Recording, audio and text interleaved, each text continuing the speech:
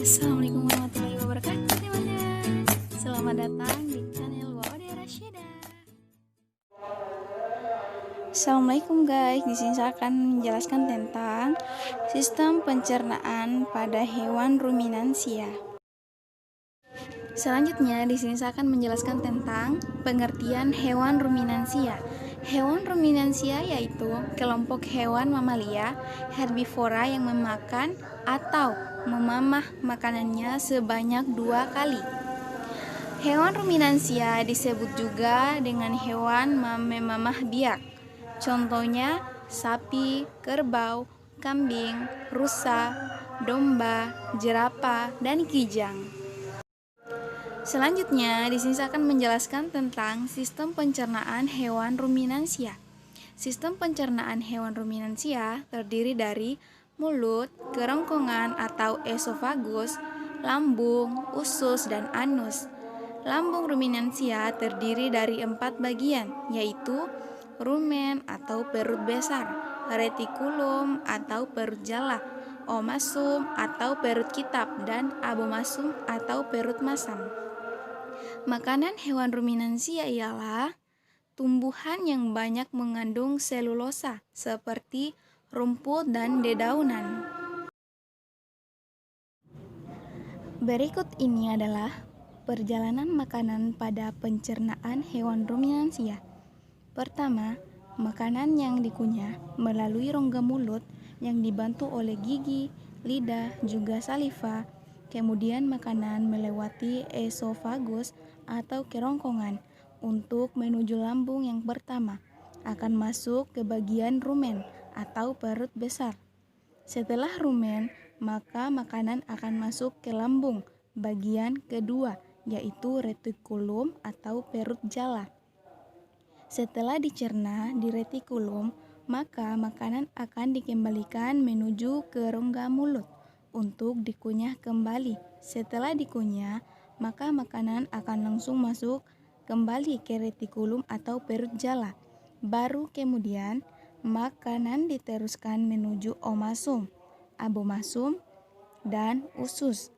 Kemudian sisa-sisa pencernaan makanan dikeluarkan melalui anus dalam bentuk feses.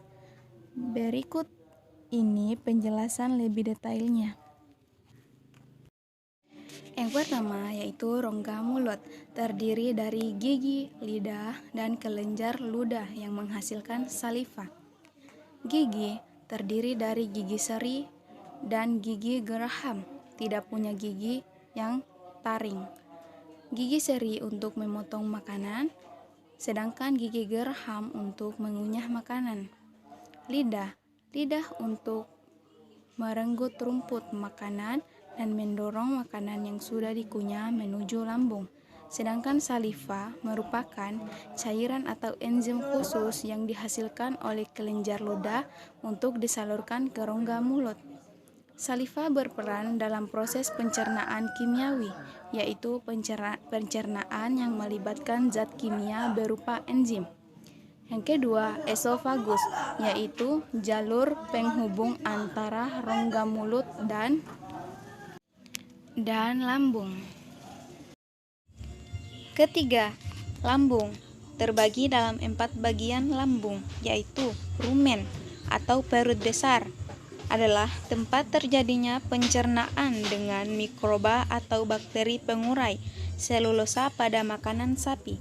Selanjutnya, makanan dibawa ke retikulum.